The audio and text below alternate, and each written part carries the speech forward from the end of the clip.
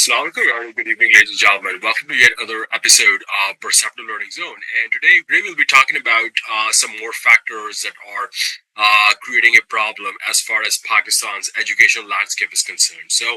Uh, today we have to talk about corruption, right? So, corruption is another factor that is responsible for deterioration of the education system. Use of unfair means, nepotism, you have, I would say, favors in transfer, promotion, appointments, as well as decision making. There is misuse of funds, and there's a lot of use of illegal authority by the school management, which is leading to gender based exploitation. And these are what we call the subsidiaries of corruption. Also, the lack of faculty training and development is not helping our case either. Educational institutions they do not spend available funds on the training, on the development of teachers. They are neither sent to attend the workshops, courses, seminars, or conferences to groom themselves or learn the modern techniques and methodologies of teaching. Here again, only favorite teachers are selected for these trainings, and most of the teachers remain deprived of any sort of opportunity to groom their teaching skills. The non-availability of public as well as the non-availability of public transport as well as traffic congestion is further compounding the dilemma. Most of the private schools now they're located in residential areas that are usually in bungalows in order to avoid taxes. And here again, the big issue is non-availability of public transport. This makes both student and teachers very tired, very stressed because of the wastage of lots of time traveling to and from school towards home. Now, this unnecessary delay, right, in timings, it is also affecting the quality of education. Mostly schools they do not provide conveyance to students, teachers, and staff, but instead they ask them to avail the transportation of companies with which the senior management sets a certain amount of commission. Also, what we see now is that there is an opening up of a large number of private schools. Now, this is a shift from the matric system to the O&A level system with up-to-date modern technologies. They have comparatively better infrastructure, more spacious classrooms, low strengths of teachers, more trained teachers, along with proper sanitary conditions, counselors, doctors, psychologists, sports teachers, swimming pools, etc. And the creativity of the students is being enhanced through various activities, but certainly these facilities are substantially missing in public schools. So parents who can afford it, they prefer to send their children to nearby private schools. Also, we have already talked about the role of politics in education. Also, we see a compulsion to purchase stationery, syllabus, uniforms, as well as other items from the school shop, right? The school management is compelling parents to purchase the required stationery, syllabus, uniforms, and all other required study material from their own school shop where the rates are too high as compared to the open market. So this is putting burden now on the finances of the family, and parents have to change the school or make the kid leave the school, right? The school, they charge fees for 3 months and they invest this amount in different profit schemes in order to earn interest on it.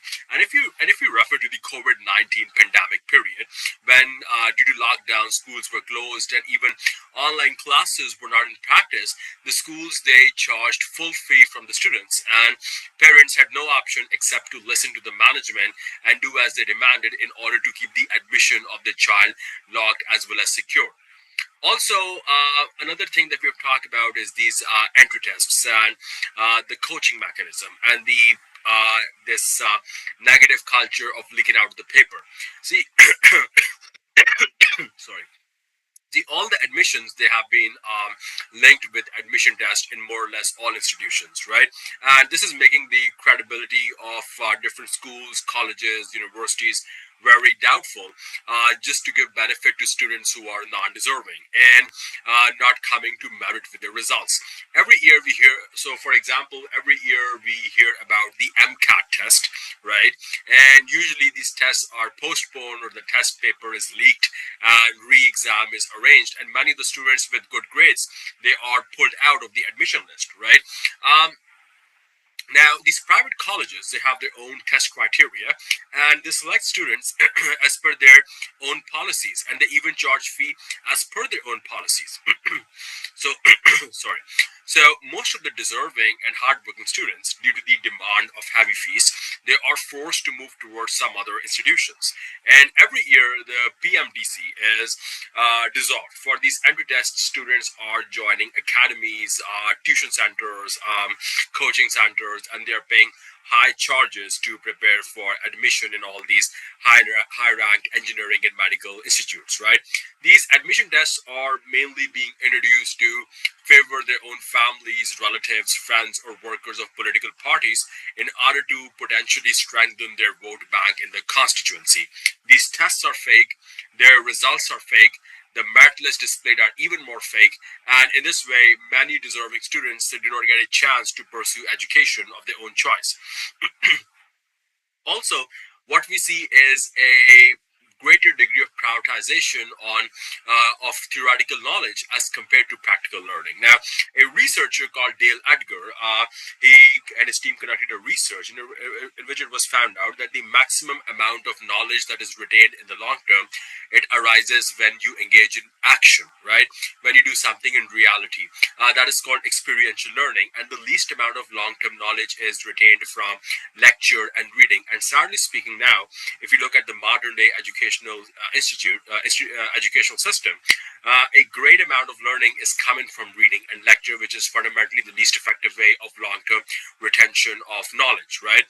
So we are only giving the kids bookish knowledge instead of practical knowledge. Most of the students, even after getting the degrees, they do not meet the requirements of jobs, and they are unable to be absorbed in the working population.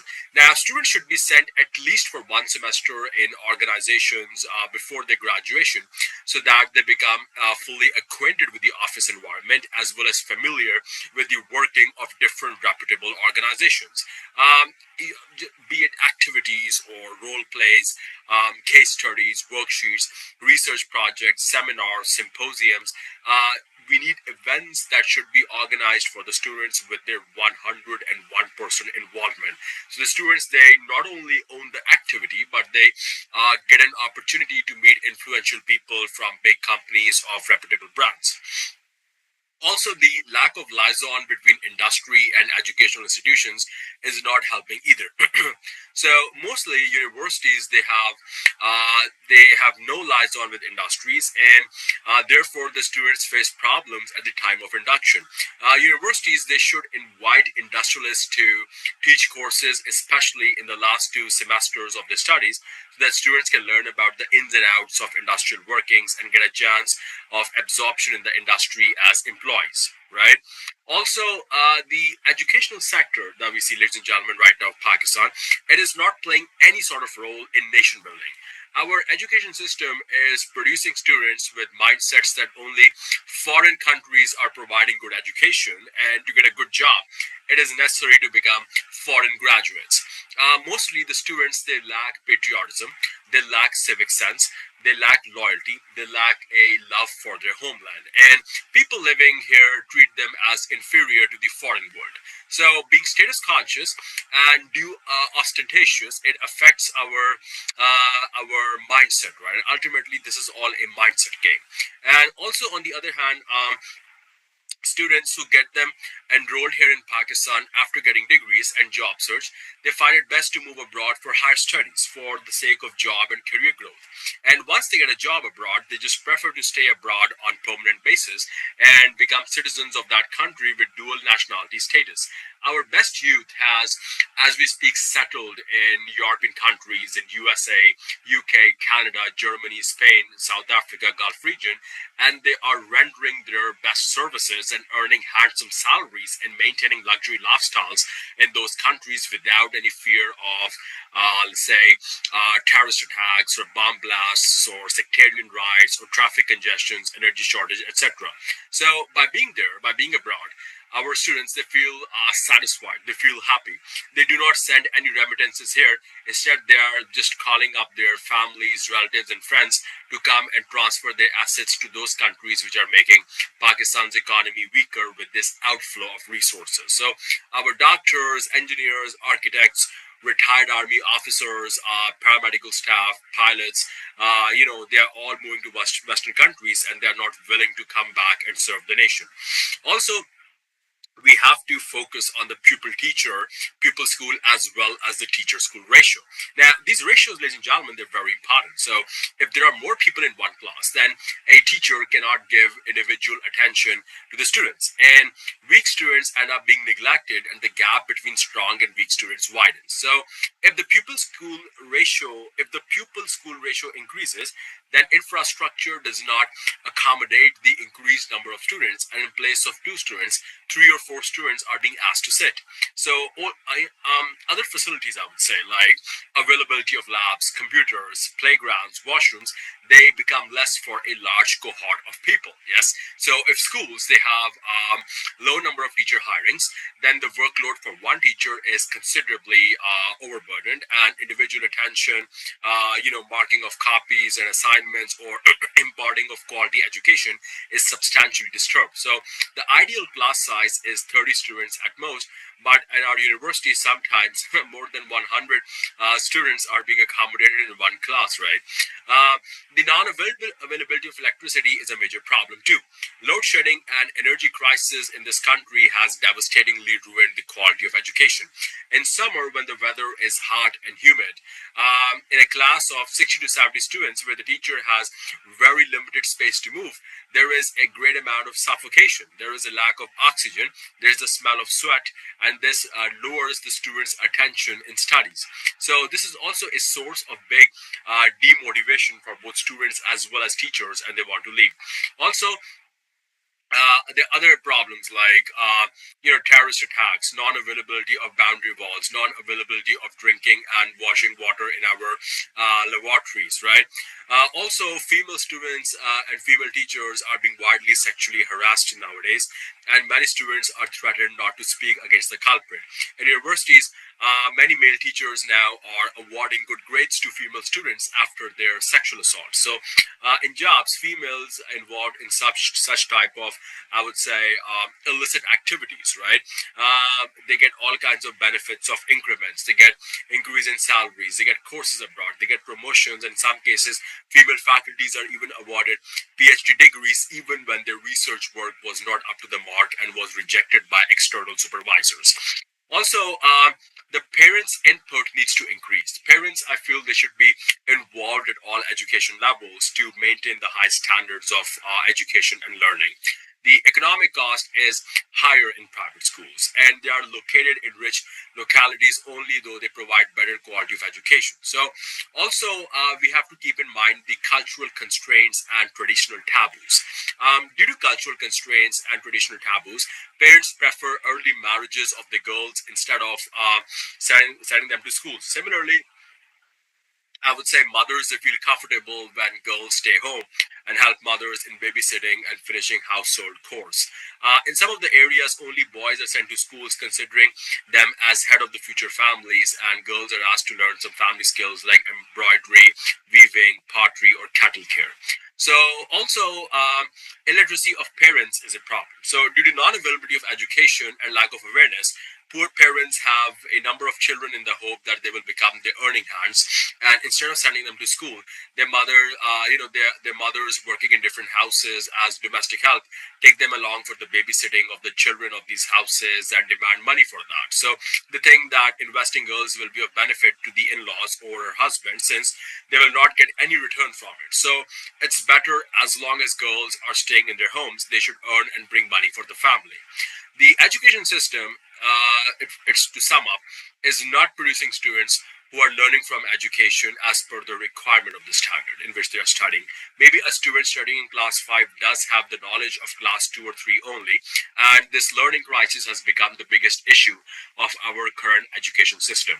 It means that there is a wide gap between the school input as well as the school output. So, in light of all of this, what should be the ultimate recommendations to fix Pakistan's academic conundrum? Well, first of all, the budget allocation, it needs to be increased as per the international standards of education. Schools should be shifted on solar system in order to handle the issue of load shedding. Pupil teacher, pupil school, and teacher school ratios, they should be balanced, and teacher training and development, is very important. The political and bureaucratic influence, it should be minimized at all educational levels, and a system of accountability should be built and strengthened, and all associated in the education system, they should be fundamentally trained on how to own responsibilities both at individual as well as at collective levels. The curriculum, it should be revised on an annual basis, and new strategies and methods should be incorporated to align our education system successfully with other countries. The examination system, it needs to be made free of unfair means. They should be stripped of the mafia culture, of the influence of illegal gratification, and supervision and monitoring should be strong in order to make this element subside. Policies should be implemented with delay and in continuity in order to get robust outcomes. Also, the culture of research needs to be promoted desperately. We need more academia industrial linkage programs in order to make our education practical and our students capable of good absorption in the job market. Also, the introduction of technical and vocational trainings at secondary school level are very important. Increasing public expenditure on education as well as skill generation from 2.7% of the GDP to 5% of the GDP and then to 7% of the GDP is the need of the hour. We need to reduce polarization and try to, introduce uniform standards at all types of schools. So, we have to ultimately realize in conclusion that education is not just about the development of the mind, but also the grooming and the nourishment and nurturing of the body and soul. We not only we not only get education for economic reasons, but also to handle the social, political, psychological, ethical, legal, as well as spiritual issues of our life. Education, it has the power, ladies and gentlemen, to turn a raw human into a polished human being, which becomes human capital of any nation and the key to development of that particular country. Now, with education, many countries are ruling the world and have become rulers in the countries, in the comity of nations. So, the current system has made our younger generation quite directionless and uncertain about the future, so they're leaving Pakistan and settling down in developed countries. The lawlessness, the fear of loss of life, terrorist attacks, inflation, overpopulation, poverty, they are producing forces of degree holders without any sort of vision or mission or critical thinking. There is no reflection, there's hardly any analysis. The level of research and creativity is miserable to say the least. So, our outdated curriculum, in a nutshell, is pushing our youth towards a stone age instead of directing them towards the fast changing technological driven world. And traditional teaching is giving theoretical knowledge to students, but the practical pedagogies, they are missing from the picture. So finally, education reforms, my dear viewers, they are the only solution to change the existing education system. So following recommendations, they are suggested for the policymakers, for thinkers, for researchers, educationists, as well as people in the common denominator. And we can only hope, against all hope, that it will end up adding some value in the it'll end up adding some value in the research and development of both students as well as teachers. Thank you very much. Please do not hesitate to like, share, and subscribe to Perceptive Learning Zone. Take care of yourself and have a nice weekend. God be with you all. Assalamu alaikum.